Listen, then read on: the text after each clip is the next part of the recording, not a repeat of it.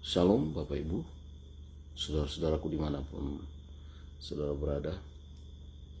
Saya percaya malam ini dimanapun saudara berada, saya percaya keadaan kita semuanya baik-baik saja dalam perlindungan Tuhan yang sempurna, dan Tuhan memberikan kekuatan yang sejati buat kita, saudara. Yang setuju katakan amin. Amin. Bapak Ibu Saudara, teman-teman semua yang mendengarkan video ini, ya kali ini kita akan belajar beribadah, memuji, menyembah Tuhan dan mendengarkan firman Tuhan.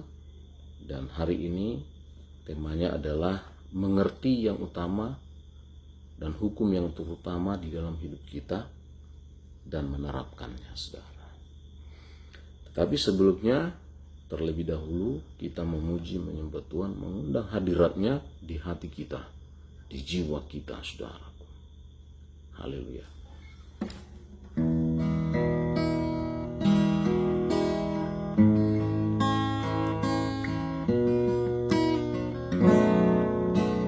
Berada di dalam hadirat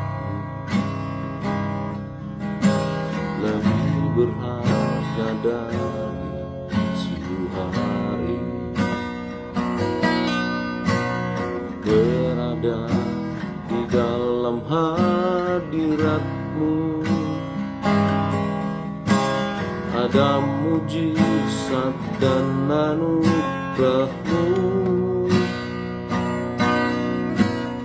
Berada di dalam hadirat-Mu lebih berharga dari 1000 hari.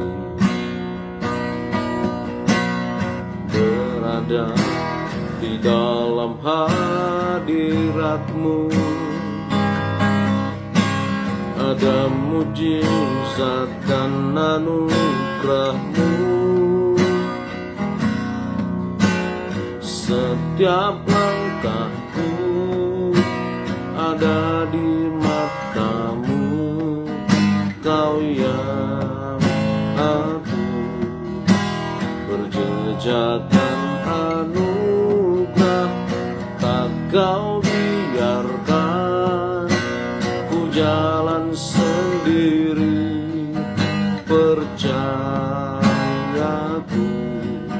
sepenuhnya di dalam-Mu.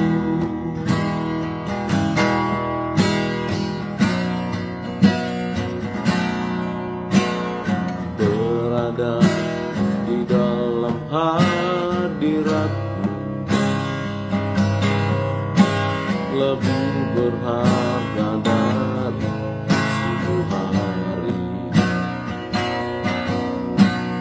Berada di dalam hadirat-Mu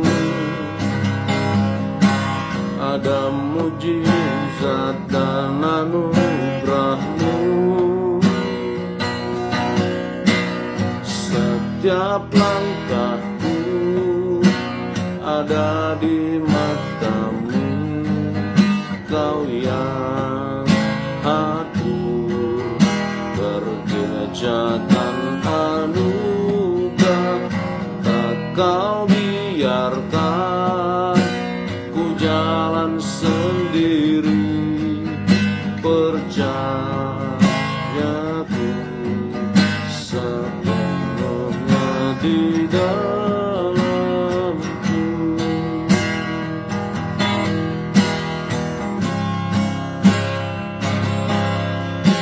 Setiap langkahku ada di mata-Mu, Kau yang aku berjejakan anugerah.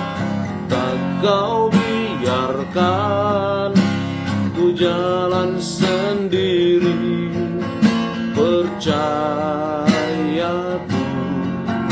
sepenuhnya di dalam-Mu. Oh, Setiap langkahku ada di matamu, Kau yang atur berjejakan anugerah. Tak Kau biarkan ku jalan sendiri, percayaku sepenuhnya di dalam-Mu, sepenuhnya di dalam-Mu, oh, sepenuhnya di dalam-Mu.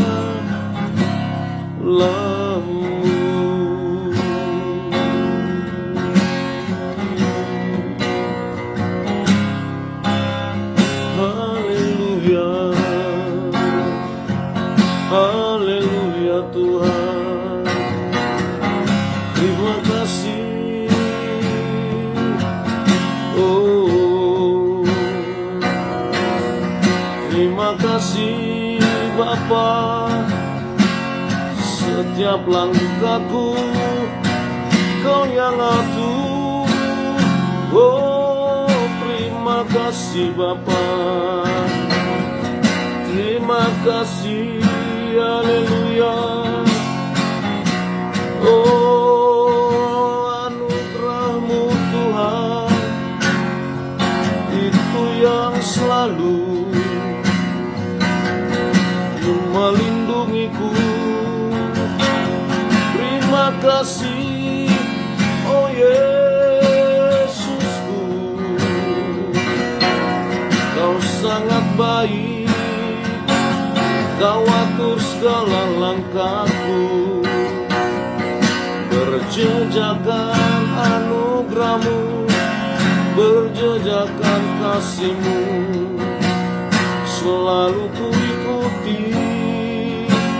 Oh, jalan-jalan-Mu Bapa, jalan-jalan-Mu Yesus. Terima kasih, terima kasih.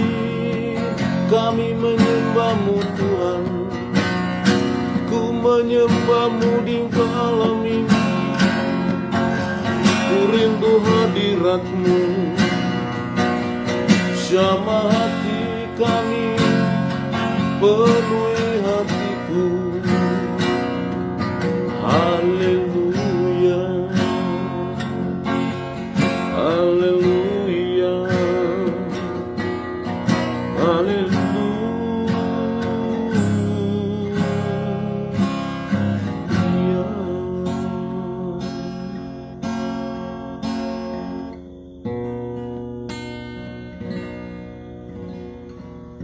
Terima kasih Tuhan. Haleluya Yesus. Haleluya.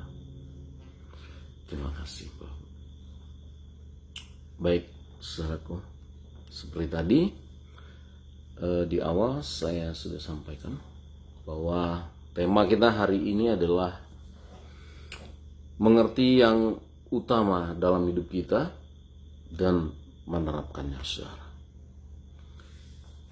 Bapak Ibu saudara yang dikasihi Tuhan, siapapun kita saudara, apapun profesi kita, ya, baik orang profesional, hamba Tuhan, pedagang, petani, karyawan, apapun itu saudara, dan baik tua maupun muda, kaya atau miskin saudara, ya, kita sama posisi kita di hadapan Tuhan. Tuhan tidak memandang muka kita, saudara.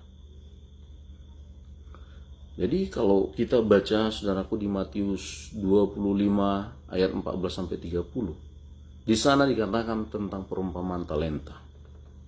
Ya, Tuhan menuntut kita, menuntut kepada semua orang, ya, sesuai jumlah talenta yang dipercayakan untuk dikembangkan, saudara. Ada 5 talenta, ada 2, ada 1. Jadi apa yang Tuhan percayakan kepada kita itu, ya, itu Tuhan tuntut 100%. Kepada yang 5 dituntut juga 5, bahkan lebih, saudara. Kepada yang 2 dituntut 2, dan kepada 1 talenta yang diberikan 1 talenta itu dituntut 1. Jadi Tuhan menuntut kita sesuai porsi, saudara. Jadi kalau Tuhan percayakan perkara besar atau kemampuan besar kepada saudara, ya, tetapi tidak saudara kembalikan kepada Tuhan dalam jumlah yang besar, itu menjadi ya ukuran buat kita nanti dituntut oleh Tuhan. Mengapa engkau tidak mampu memberikan? Dan kepada orang yang tidak mau menggandakan talentanya, ya, tidak mau memberikan 100% itu, saudara, dan malah berpikiran negatif kepada Tuhan, bahwa Tuhan itu adalah orang jahat, nah ini Tuhan akan menghukum dia, saudara. Nah, ini kita harus tahu, saudara, bahwa yang pertama tadi Tuhan menuntut pada kita ya sesuai porsi kita. Dan ingat ya, mulianya suatu profesi itu bukan terletak pada jenisnya, tetapi motivasinya. Itu dia tadi yang saya katakan. Apa motif kita ketika kita mendapat talenta atau karunia atau pemberian atau tugas yang diberikan oleh Tuhan kepada kita? Motivasi kita itu apa, saudara? Apakah mengasihi Tuhan atau yang lain? Nah, ini saudara sama dengan mengerti hukum utama, yaitu mengasihi Tuhan. Markus 12 ayat 30 dikatakan di sana, kasihilah Tuhan Allahmu dengan segenap hatimu dan dengan segenap jiwamu dan dengan segenap akal budimu dan dengan segenap kekuatanmu. Saudara, kalau kita belajar antropologi, ilmu tentang manusia, yaitu manusia itu terdiri dari 3 elemen, yaitu jasmani, ya, tubuh, jiwa, dan roh kita, saudara. Ada 3, saudara. Dan di dalam jiwa itu terdapat pikiran, kehendak kita, dan perasaan kita, saudara. Nah, di Markus ini, ya, dijelaskan di situ dengan segenap hati, dengan segenap kekuatan, dengan segenap akal budi, ya, dengan segenap jiwa, ya, gitu, saudara. Nah, itu mencakup seluruh elemen hidup kita, tubuh, jiwa, dan roh tadi yang saya katakan tadi. Tuhan tuntut engkau harus dengan segenapnya, segala kemampuanmu harus kau mengasihi aku. Itu kata Tuhan. Nah, ini Bapak Ibu Saudaraku yang tadi saya katakan, ingin saya sampaikan ya, bahwa kita harus mengasihi Tuhan, ya. Kita harus melayani Tuhan, kita harus memberikan apa yang menjadi milik kita, yang kita rasakan itu milik kita, saudara. Dan sebenarnya segala yang ada dalam hidup kita ini, ya, itu bukan milik kita. Ini semua adalah titipan, saudara. Dan kita ini sendiri pun sudah milik Tuhan, karena kita dibeli dengan lunas, ya. Nah, tetapi yang jadi masalah itu, saudara, ya, di dalam hidup kita selama ini, terlalu sering kita tidak mengasihi Tuhan, tidak melayani Tuhan sedaya mampu kita, hanya separuh-separuh, saudara. Kita sering hanya memberikan sisa-sisa waktu kita. Kita sering memberikan bukan yang terbaik kepada Tuhan. Nah, bahkan ada orang yang tidak peduli, sama sekali tidak peduli. Tidak peduli dengan hukum yang Tuhan buat ini, saudara. Nah, ini yang saya katakan tadi, ya, bahwasanya ya yang terpenting ya kita harus ketahui, saudara, kita harus terima firman ini. Itu yang pertama, saudara. Baru kita belajar bagaimana memberikan mengasihi Tuhan segenap hidup ini, saudara. Nah, di sini saya catat, saudara, bagaimana peran dari 3 elemen dalam hidup kita ini, ya, yang mana kita harus mengupayakan itu sedaya mampu. Yang pertama yaitu di area fisik kita, tubuh kita ini, saudara. Kita ini memiliki keinginan daging. Nah, tugas kita harus kikis itu, saudara. bagaimana segala perbuatan daging kita taklukkan, seperti percabulan, kecemaran, hawa nafsu, ya, penyembahan berhala, sihir, perseteruan, perselisihan, iri hati, amarah, kepentingan diri sendiri, ya, egois itu, percideraan, roh pemecah, kedengkian, kemabukan, pesta pora. Ini di area fisik, di area tubuh ini, sedaya mampu kita harus mengikisnya. Sedaya mampu kita harus matikan. Jangan muncul itu lagi. Karena firman Tuhan berkata kalau itu ada, saudara, kita tidak akan mendapat bagian dalam kerajaan Allah. Nah, bagaimana kita mematikan ini? Sedaya mampu kita harus dengan sengaja, saudaraku, menolak segala godaan-godaan ini. Ketika muncul, saudara, ya, lawan jenis kita, saudaraku, mulai menggoda kita, kita harus lawan. Kita harus dengan sadar, kita harus lawan. Penyembahan berhala, sihir harus kita hancurkan, kita buang itu, saudara. Sihir, apalagi kita buang. Perseteruan, ya, amarah kita, iri hati apalagi, dengki apalagi, saudara. Campakkan itu, saudaraku. Bahkan roh pemecah belah apabila ada dalam dirimu, saudara, buang itu. Dan roh-roh kemabukan itu juga, saudara. Yang suka minum alkohol, mabuk-mabukan, bahkan pesta pora, saudara. Hedonisme, materialistis, keinginan mata, ingin memiliki, saudara, ingin memiliki harta seperti yang dimiliki orang lain. Orang lain ingin sudah keliling luar negeri, kita inginkan itu, saudara. Tetapi kita tidak mampu, saudara. Sehingga dengan menghalalkan segala cara kita melakukan, saudara, untuk mencapai itu. Ini berbahaya. Nah, sedaya mampu, segala kekuatan kita tadi, seperti yang dikatakan Tuhan tadi, dengan segenap tubuhmu engkau akan mengasihi. Nah, dengan melakukan dan mencegah, menolak tawaran-tawaran itu, disitulah kita mengasihi Tuhan segenap kekuatan. Yang kedua, di area jiwa kita, saudara, akal budi tadi dikatakan di situ. Nah, di sini areanya, di sini ada pikiran, perasaan, kehendak. Di sini juga kita harus meluangkan waktu untuk belajar kebenaran firman Tuhan. Kita harus mendengar khotbah, membaca artikel, literatur, mendapatkan rema, yaitu perenungan-perenungan atau bahasa Tuhan, pesan Tuhan secara real, secara khusus, spesifik kepada kita. Kita harus dapatkan itu lewat persekutuan kita dengan Tuhan. Dan jika bisa, saudara, ya, sekolah teologi, ya, kalau bagi kami itu wajib, saudara, ya. Jika belum ada kesempatan, doakanlah supaya ada kesempatan itu datang, saudara. Supaya gunanya kita mendapatkan pemahaman yang benar dan sistematis, saudara. Ya, ini makanya sampai ya tidak heran ada orang sampai pendidikannya sampai doktor teologi, saudara. Tidak heran. Dan memang harus wajib bagi pengkhotbah, saudara. Artinya wajib kita bersekolah. Nah, kemudian dan ini artinya maksud saya di jiwa tadi dengan belajar firman itu dengan sekuat-kuatnya juga, saudara. Nah, yang ketiga di area roh kita ini. Di sini kita harus benar-benar meluangkan waktu bersekutu dengan Tuhan. Bersemedi mencari Tuhan, ya.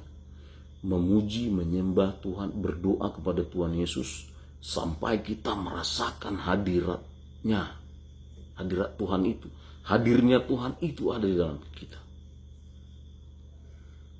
lewat Roh Kudus. Maka ini penting, Roh Kudus itu harus kita miliki. Di Kisah Para Rasul 2 ayat 8 dikatakan kalau Roh Kudus turun atas kamu, ya, engkau akan memiliki kuasa. Dan kau akan jadi saksiku di Yerusalem, Yudea, Samaria, sampai ke ujung bumi, saudara. Ini Roh Kudus. Ini memampukan kita berdoa berjam-jam, bersekutu dengan Tuhan. Ini dengan sekuat roh kita, sekuat tenaga kita, sekuat kehidupan kita harus upayakan. Ya. Bahkan di waktu, di hari, malam, di pagi, kau harus meluangkan waktu. Dengan sengaja, saudara. Dengan sengaja singkirkan kegiatan-kegiatan yang lain demi bersekutu dengan Tuhan.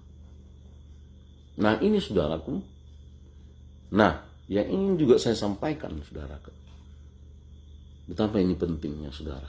Karena apa? Banyak orang tidak seimbang dalam hal mengendalikan tiga elemen dalam tubuh kita ini, saudara. Ya. Yang pertama, banyak orang tidak seimbang mengendalikan itu.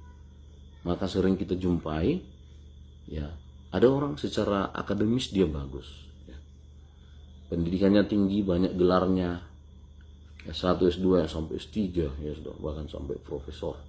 Tapi kalau kualitas karakter kedagingannya rendah, maka dan kelemahan-kelemahannya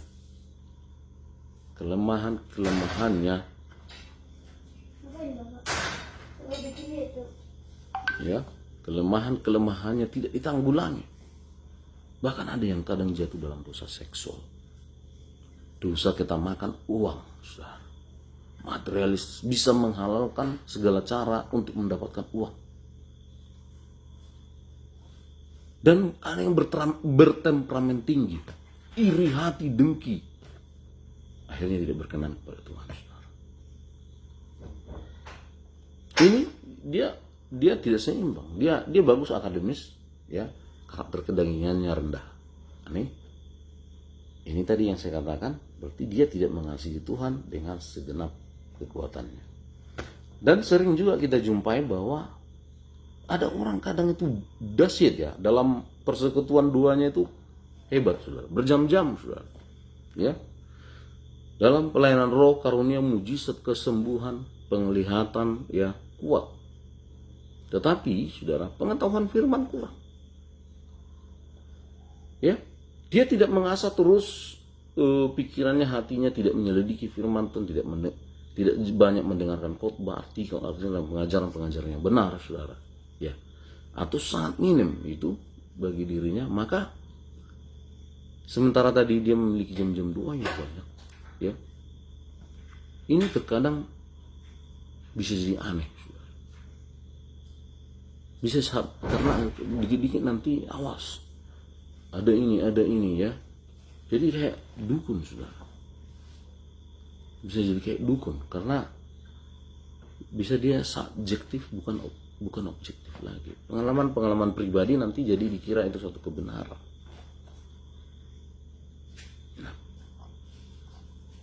Nah ini saya harus sampaikan buat kita, saudara. Kita harus seimbang di sini. Ya. Bahkan saudara, ada juga orang dalam doa-doa, jam-jam doanya bagus, ya, kuat. Ya. Tetapi saudara, di karakternya kurang. Seperti tadi yang saya katakan, karakter kedagingannya tadi, terbelenggu dia di dalam dosa-dosa yang lain, saudara. Nah ini bisa jadi palsu, saudara. Ya. Jadi jangan heran ada orang hamba, jangankan jemaat, hamba Tuhan juga bisa jadi, kita dengar ada yang jadi pelakor lah, ada apalah, saudara. Berbahaya ini. Dia tidak menjaga, melihara secara kuat sedang mampu karakter kedagingannya. Dan ada juga ini, ya, sangat berpengetahuan tentang firman, tinggi apanya, ya, tinggi pendidikannya, saudaraku, tapi bagus teori-teorinya, tapi tanpa kekuatan roh, doanya kurang, saudara. Maka yang kayak gini bisa jadi seperti ahli Taurat, molo halak bata medok bibilun, bisa dikit bibilun. Nah ini kan nggak ada kekuatan rohnya. Jadi 3 elemen tadi itu, saudaraku, itu ibarat Tritunggal.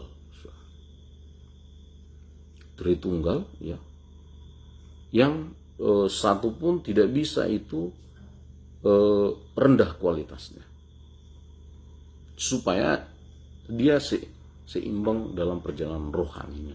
Ini yang saya katakan tadi, ini paling utama, saudara. Semua tiap area jiwa dan roh kita ini, saudara, kita harus kuat, saudara. Nah, disinilah kita menggenapi firman Tuhan yang tentang hukum yang utama, kasihilah Tuhan Allahmu dengan segenap hatimu, dengan segenap jiwamu, segenap akal budimu, dan segenap kekuatanmu. Hatimu itu berbicara roh, segenap jiwa dan akal budi berbicara jiwa, saudara, dan segenap kekuatan itu berbicara fisik, tubuh. Nah, ini yang saya sampaikan pada malam hari ini buat kita. Kiranya ini bisa menjadi berkat buat Bapak Ibu saudara-saudari. Tuhan Yesus memberkati. Haleluya.